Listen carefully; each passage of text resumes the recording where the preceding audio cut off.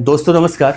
दिवंगत आईपीएस हरियाणा के वाई पूर्ण कुमार सिंह साहब को क्या इंसाफ मिलेगा या फिर और केसों की तरह इनका भी केस अटक जाएगा? कुछ दिन तक मीडिया वाले, हम सब लोग हल्ला करेंगे, शोर मचाएंगे और कुछ दिन के बाद बैठ जाएंगे सब लोग इस उम्मीद में, जैसे हर केस में अमूमन देखने को मिलता है। ये बातें मैं नहीं कह रहा हूं, बल्कि ये बातें अब वो लोग कह रहे हैं जो अब इंसाफ की लड़ाई लड़ते लड़ते थक चुके हैं। या फिर आप इसी वीडियो में देखिएगा, बहुत सारे लोग ऐसे हैं जो कमेंट बॉक्स में इस तरह से कह रहे हैं कि आप चर्चा कर रहे हैं, ये चर्चा कर रहे हैं, वो चर्चा कर रहे हैं, लेकिन क्या ऐसी चर्चाओं से कोई फायदा होता है? बड़ा सवाल है। वाकई में कहीं ना कहीं वो लोग सच भी बोल रहे हैं। सच इसलिए बोल रहे हैं क्योंकि अक्सर देखा जाता है, ये तो आईपीएस पूर्ण कुमार साहब का केस है, बहुत हाई प्रोफाइल केस है, इतने बड़े अधिकारी थे वो, और इनके ऊपर जब इस तरह से प्रताड़ना के कहीं ना कहीं आरोप जो लगे, अभी जांच हो रही है इस मामले में, तो ऐसे छोटे छोटे मामलों में हमने देखा बहुत सारे ऐसे लोग हैं जिनके केस में कुछ दिन हल्ला होता है, मीडिया शोर मचाती है, लोग शोर मचाते हैं, लोग इकट्ठा होते हैं और फिर वो मामला दब जाता है। ये आखिर सवाल कहां से उठ रहा है ये बताऊंगा। दूसरा, इसी वीडियो में बताऊंगा कि संदीप लाठर के पास आखिर इतनी ताकत कहां से आई थी। हालांकि वो भी इस दुनिया में नहीं है संदीप लाठर साहब, लेकिन उनके पास इतनी ताकत कहां से आई कि एक एएसआई रैंक का पुलिस वाला एक आईपीएस को धमकी देता है या फिर इस तरह से कहता है, अभी तुम्हारे गनमैन को गिरफ्तार कर रहा हूं, अगला नंबर तुम्हारा है। ये कुछ उस मूवी की सीन की तरह है जो हमने देखा था एक मूवी में, बताऊंगा भी आगे आपको। अभी थोड़ा थोड़ा हिंट दे रहा हूं मैं क्या क्या इस वीडियो में चर्चा करने वाला हूं। तीसरा चर्चा ये करूंगा, अंतिम अरदास में सब लोग पहुंचे, 15,000 से ज्यादा लोग पहुंचे जो वाकई में चाहते हैं कि वाई पूर्ण कुमार साहब को इंसाफ मिले, लेकिन एक व्यक्ति नहीं पहुंचा जिस व्यक्ति की चर्चा हमेशा होती है, हर जगह होती है, हर इंसाफ की लड़ाई में वो व्यक्ति पहुंचता है।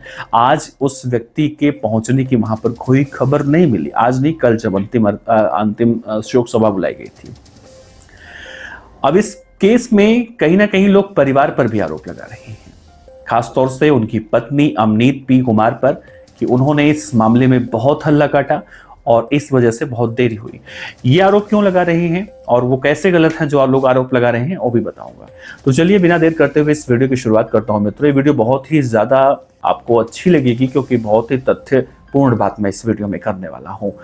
तो सबसे पहले दोस्तों मैं जाता हूं उन लोगों के लिए, बताता हूं जो लोग कह रहे हैं कि अब इस केस में इंसाफ नहीं मिलेगा। तो ऐसा वो क्यों कह रहे हैं? क्योंकि उन्होंने बहुत सारे केसों में देखा है, ऐसे बहुत सारे केसों में देखा है जब आरोपी हाई प्रोफाइल होते हैं, केस हाई प्रोफाइल होता है, कुछ दिन हल्ला होता है, फिर वो मामला दब जाता है। ऐसा इसलिए लोग कह रहे हैं, लेकिन इसके पीछे का एक तर्क है। एक तर्क इसलिए भी है क्योंकि अगर हल्ला नहीं होगा, शोर नहीं होगा, तो किसी चीज की चर्चाएं भी नहीं होंगी और लोगों का पेशेंस कहीं ना कहीं जवाब देता है। लोग आजकल तत्काल प्रभाव से चाहते हैं कि उनकी कार्रवाई हो, लेकिन क्या वो लोग ये नहीं देख रहे हैं जो लोग देखें आज से 2 से 3 दिन पहले जब हरियाणा के पूर्व मुख्यमंत्री मनोहर लाल खट्टर साहब उनके चंडीगढ़ स्थित आवास पे पहुंचे थे। सोचिए, जो खट्टर साहब इस इतने दिनों के बीच में नहीं पहुंचे, वो खट्टर साहब 24 अक्टूबर को कैसे पहुंचते हैं? बिना किसी दबाव के, बिना किसी प्रेशर के। कोई ना कोई प्रेशर तो उनके ऊपर होगा। कल हरियाणा के मुख्यमंत्री नायब सिंह सैनी साहब भी उनके परिवार के पास पहुंचे मिलने के लिए। ये क्या था भाई? ये भी तो कोई ना कोई प्रेशर होगा। जब पूरे सभी लोग इकट्ठा हो रहे हैं, हल्ला मच रहा है, शोर मच रहा है, तभी तो लोग इकट्ठा हो रहे हैं। और जिस तरह से अब देखिए, कल बड़े बड़े दिग्गज नेता वहां पर पहुंचे थे, उन्होंने साफ तौर से कहा कि आईपीएस वाई पूर्ण कुमार साहब ने समाज के लिए बहुत ही काम किया है और उनके हर काम को याद किया जाएगा। दूसरा, एक चीज मैं आपसे पूछना चाहता हूं साहब, एक चीज आप बताइए, अगर मैं एक करप्ट इंसान हूं, एक ऊंचे पद पर बैठा हूं, तो मैं क्या कुछ नहीं कर सकता? हम फिल्मों में देखते हैं, जो फिल्मों में देखते हैं वो सच बेशक ना होता हो, लेकिन हमारे समाज में जो चल रहा होता है वही हम फिल्मों में देखते हैं। चाहे हम राजनीति की बात कर लें, पुलिस की बात कर लें, गैंगस्टर की बात कर लें, किसी भी एंगल से बात कर लें, हमारे समाज का कहीं ना कहीं फिल्म आईना होता है और वहां हमें वही देखने को मिलता है जो हमारे समाज में चल रहा होता है।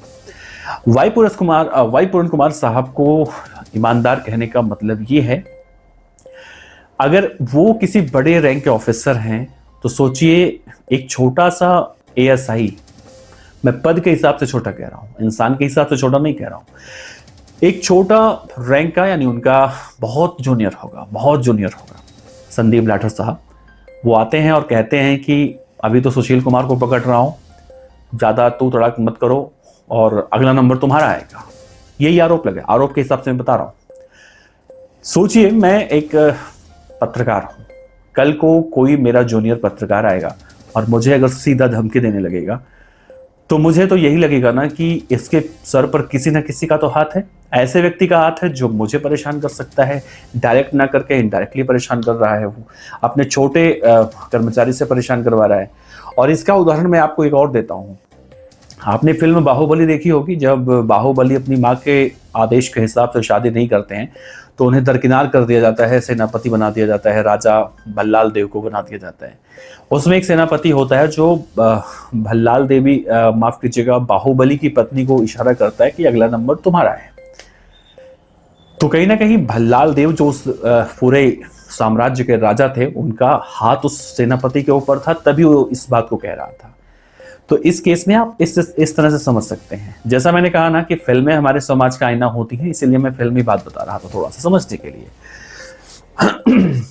अब देखिए, एक चीज और समझते हैं। कई सारे लोग इस मामले में ये कह रहे हैं कि इस पूरे मामले में आईएएस पत्नी उनकी अमनीत पी कुमार ने बहुत हल्ला काटा, पोस्टमार्टम नहीं करने दिया, लैपटॉप नहीं दिया, बोली साहब हम लैपटॉप 4 घंटे का समय दिए थे, आप सबूत नहीं निकल पाए, वगैरह वगैरह। बहुत सारे लोग इस तरह की बातें कर रहे हैं। तो देखिए साहब, हम आपसे एक बात बताएं, अगर कोई केस आप एक बता दीजिए जो इस तरह की रहस्यमयी परिस्थितियों वाली केस होती है, उस केस में क्या पोस्टमार्टम इतनी आसानी से हो जाता है? परिवार के लोग इतनी आसानी से मान जाते हैं? मान लिया कि हमारे देश के कानून के हिसाब से अगर कोई इस तरह से अपने आप को खत्म करता है तो पोस्टमार्टम करना पुलिस की नैतिक जिम्मेदारी होती है। डेड बॉडी पुलिस को सौंपनी चाहिए। अगर ऐसा कोई नहीं करता है तो कानूनन जुर्म है, ठीक है। लेकिन ऐसा कौन सा केस है भाई साहब, मुझे बता दीजिए। मानवतावश जो परिवार के लोग उनके समर्थक करते हैं वो मानना पड़ता है, और यही सब झुकते हैं। सरकार झुकती है, पुलिस प्रशासन झुकता है, हर कोई झुकता है। तो इसमें अमनीत पी कुमार तो कहीं से गलत नहीं है। उल्टा अमनीत पी कुमार के ऊपर भ्रष्टाचार का आरोप लगाना, उनके भाई के ऊपर भ्रष्टाचार का आरोप लगाना, भाई की पत्नी के ऊपर भी भ्रष्टाचार का आरोप लगाना। चलिए, अच्छा हुआ कि उनकी बेटियों के ऊपर नहीं लगा और उनके ससुर के ऊपर नहीं लगा, नहीं तो वो लोग भी बेचारे इस केस में सामने आ जाते हैं। अब कहीं ना कहीं इस पूरे मामले में देखा जाए दोस्तों, जैसा मैंने जिक्र किया कि एक व्यक्ति और है जो इस पूरे मामले में कहीं भी दिखाई नहीं दिया। मैं नाम ले रहा हूं दिल्ली के पूर्व मुख्यमंत्री अरविंद केजरीवाल साहब का। अरविंद केजरीवाल साहब ने एक संदेशा जरूर भिजवाया पंजाब के जो विधानसभा स्पीकर हैं संधावा साहब, उनके जरिए, कि अरविंद केजरीवाल जी का पूरा जो सहयोग है वो दिवंगत आईपीएस वाई पुनट कुमार के प्रति है। वो पूरे मन से यहाँ पर खड़े हैं, भले वो यहाँ पर नहीं है लेकिन यहाँ पर हैं वो। अब देखिए, कुछ लोग इसको अच्छा भी कह रहे हैं, कुछ लोग इसको खराब भी कह रहे हैं। अच्छा इसलिए कह रहे हैं क्योंकि दिवंगत आईपीएस वाई पुनट कुमार के घर पर राजनीति का एक तरह से कहीं अखाड़ा बना लिया गया था। कोई भी नेता वहां पर पहुंच रहा था और अपनी अपनी बातें कह रहा था, कोई संदीप लाटर के घर पर पहुंच रहा था, अपनी अपनी बातें कह रहा था। तो इस दृष्टि से लोग ठीक कह रहे हैं, लेकिन उस दृष्टि से लोग कहीं से नहीं ठीक कह रहे हैं। अरविंद केजरीवाल अगर शायद इस पूरे मामले में अगर खुलकर सामने आते हैं तो तस्वीरें कुछ और होती, और दिवंगत आईपीएस वाई पुनट कुमार साहब को इंसाफ शायद जल्दी मिलता। ये बातें हैं, ये वो बातें हैं जो अब लोगों के दिमाग में घूम रही हैं, और कहीं ना कहीं लोग इस बात को सोच रहे हैं कि भाई ऐसा हो सकता था। आप सोचिए, जब संदीप लाटर साहब ने आरोप के हिसाब से ये बोला होगा कि अगला नंबर तुम्हारा है, तो उनसे बड़ा रैंक का अधिकारी जो अपने तथाकथित रूप से सीनियरों से पहले ही बहुत परेशान था, उसके मन में क्या आया होगा कि आज यार एक असिस्टेंट सब इंस्पेक्टर मुझे इस तरह से कर रहा है, कल को मुझे गिरफ्तार भी कर सकता है, कुछ भी कर सकता है।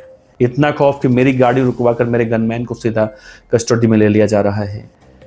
शायद इसीलिए उन्होंने नरेंद्र बिजाड़िया साहब को और शत्रुजीत कपूर साहब को फोन किया था, उसी रैंक के ऑफिसर, लेकिन उनका फोन नहीं उठाया गया, उन्हें दरकिनार कर दिया गया।